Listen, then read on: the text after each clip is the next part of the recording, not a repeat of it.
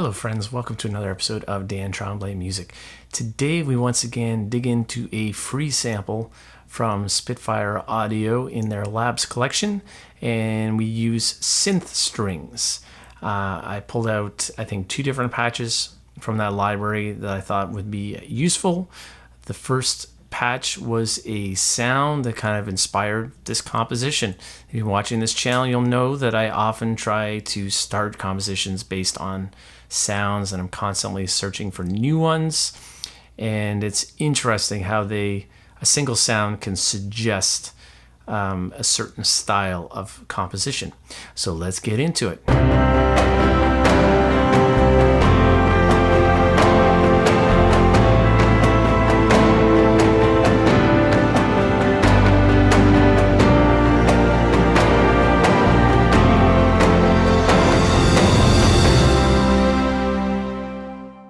Alright, so we got our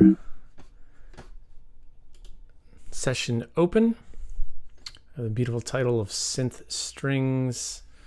As usual, I started with absolutely no template, although I did import my Valhalla reverb from the last session into there. Still going with noir piano. This is just straight up noir. I'm not using the Particles engine for it, and I tried to do a little something different with it, which I'll show you in a minute. And we got synth brass pad. Okay, so this is actually how the composition started, with just this one sound, which is what I try to do when I'm using a new library as much as possible. Just load up a new sound and just go with it. So and then I just automated it to just to sneak it into the beginning of the mix. So let's listen to that first.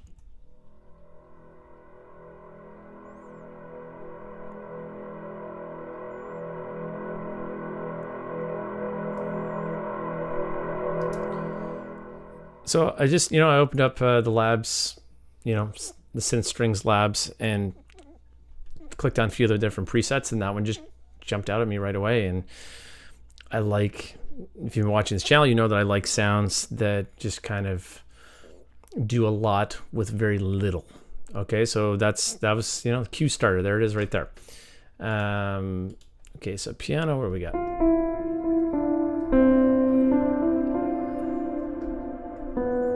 Yep, just straight up noir with the reverb that's built right into it. As you can see, a very heavy reverb, but for a project like this, it works. Let's listen to that.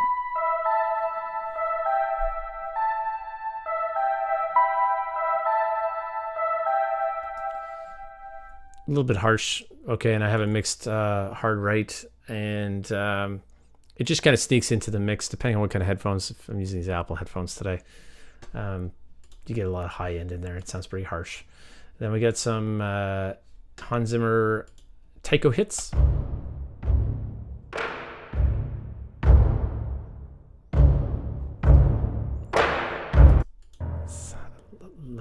Hans Zimmer percussion, use it all the time.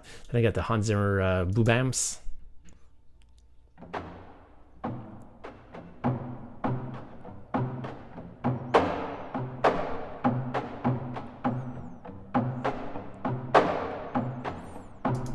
That's fun. And that I really tried to process that, but I tried to mess around with the mic positions and threw a whole bunch of boom in there because I didn't want a whole lot of high end in that. So these are really fun to move around with, the pitch, the boom, and the crack. Lots of fun. Okay, so we got that.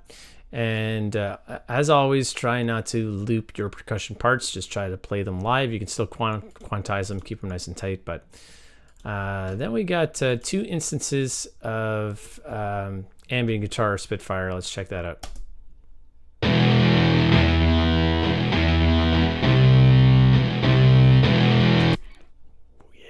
Bad. I dig it. And then we got this just this rhythm part underneath. I actually did loop this because it's more of a rhythmic part.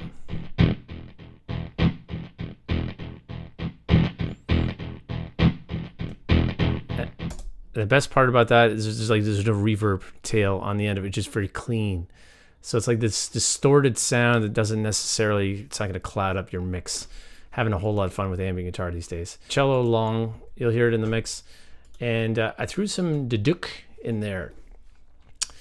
And the reason I was thinking of duduk is because I was listening to the music from, there's a couple of tracks released from the Dune soundtrack. How good does Dune look, right? It looks amazing. Hans Zimmer is going to be at his best. Denis Villeneuve, this crazy cast, going to be amazing. And I noticed there was some duduk that was back in there. So I said, I'm going to throw some back in there. So this is a library that I bought a long time ago. Ilya Efimov duduk. Hopefully I'm saying that right. And you just kind of fool around with the reverb and legato. And I find the crescendo slow articulation works the best. So, I think it's a really good sample. And it's quite old. Maybe there's like a new version that I could update. I'm not sure, but for some reason, and I don't know if this is like a Logic thing, but the articulations when I recorded it, sometimes it doesn't kick in right away. So that's why there's a bounce in place, because I don't know if it's something up with my system or Logic or whatever, but the beginning of the MIDI part wouldn't play for some reason. So I just bounced it down to audio because it was driving me insane, and I just didn't want to mess around with it. And then we have two instances of Neo. Very, very silky kind of sound there.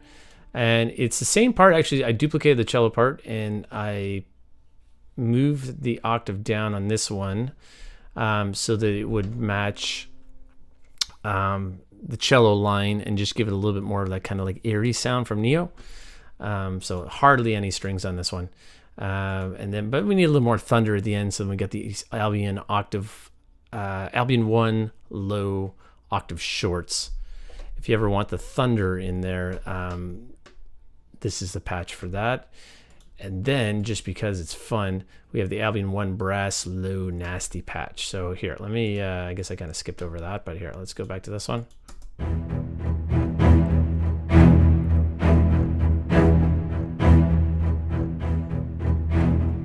You get a little ostinato thing in there if you want like a really thunderous ostinato in there and you want it down low. Those octave shorts from Albion 1 are fantastic from that.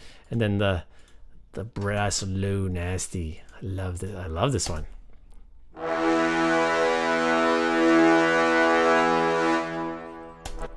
What an amazing part. You're probably thinking, Dan, that is the most genius recorded thing I've ever heard in my entire life. It's like one note. But again, you got to think of it of layers. So I remember when I was studying audio engineering,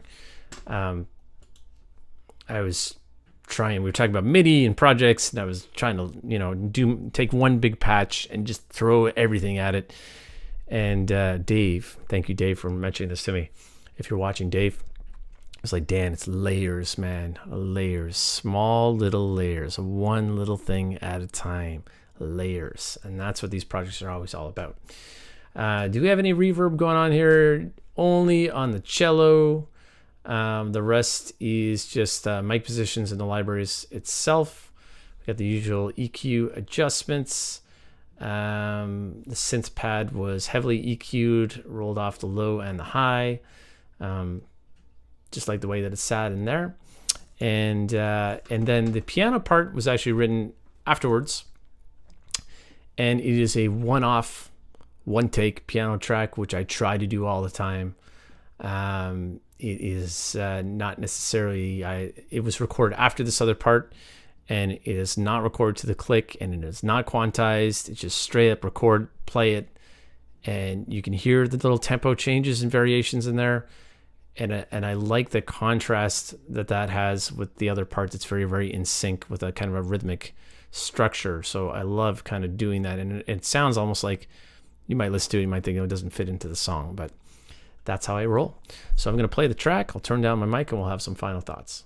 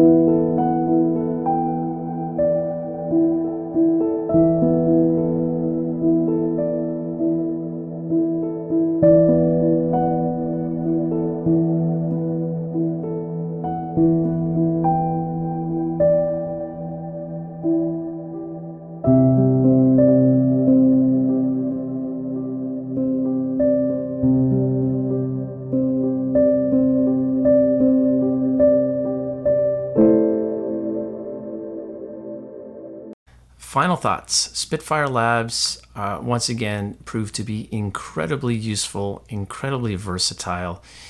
I've funnily heard the Spitfire Labs collection referred to as the gateway, which is kind of funny and probably true because it gives you a little bit of a taste of how good the libraries are. And, you know, I suppose once you got tired of the labs, you would most certainly be looking to purchase other libraries from Spitfire Audio. But can you get stuff done with the labs just on their own? Absolutely. Mix it with a bunch of other stuff and you'd be amazed at what you just might come up with.